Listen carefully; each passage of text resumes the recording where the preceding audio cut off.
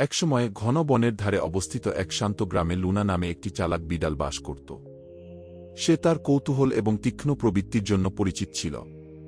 গ্রীষ্মের এক উষ্ণ বিকেলে বনের কাছে ঘুরে বেড়ানোর সময় লুনা লম্বা ঘাসের আড়ালে একটি হালকা ইস ইস শব্দ শুনতে পেল। সাবধানে সে কাছে গিয়ে দেখতে পেল যে শিকারীর জালে আটকা পড়েছে একটি সাপ। শেরান নামের সাপটি লুনার দিকে মিনতিপূর্ণ চোখে তাকাল। দয়া করে আমাকে সাহায্য করুন, শেরান মৃদু হিস হিস করে বলল। আমি বলতে চাইছি তোমার কোনো ক্ষতি না হোক। আমি কেবল মুক্ত হতে চাই। লুনা অনিশ্চিত ছিল। তাকে সবসময় সাপ থেকে দূরে থাকতে শেখানো হয়েছিল। কিন্তু শেরানের চোখে কিছু একটা তাকে থামিয়ে দিল।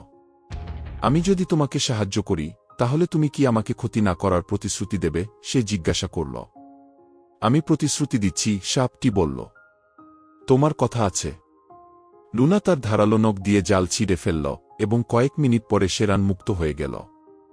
কৃতজ্ঞতার সাথে সাপটি তার মাথা নিচু করল। তুমি আমার জীবন বাঁচিয়েছ। আজ থেকে আমি তোমার ইনে ডুবে আছি। হিতু চলে গেল আর লুনা সাপের কথা ভুলে গেল। একদিন রাতে যখন সে জানালার ধারে ঘুমাচ্ছিল, তখন তার ঘরের দিকে একটা ছায়া এসে পড়ল। ক্ষুধার্ত আর হিংস্র একটা বুনো শিয়াল। ঝাঁপিয়ে পড়তেই শেরান জোরে জোরে হিস হিস করে বিদ্যুৎ গতিতে আঘাত করতে লাগল। শিয়ালটি ভয় পেয়ে পালিয়ে গেল। লুনা চোখ খুলে শেরানকে অন্ধকারে সরে যেতে দেখল। সেই রাত থেকে লুনা বুঝতে পারল, দয়া সবসময় ফিরে আসে, কখনো কখনো এমন বন্ধুর আকারে যা তুমি আশা করো না।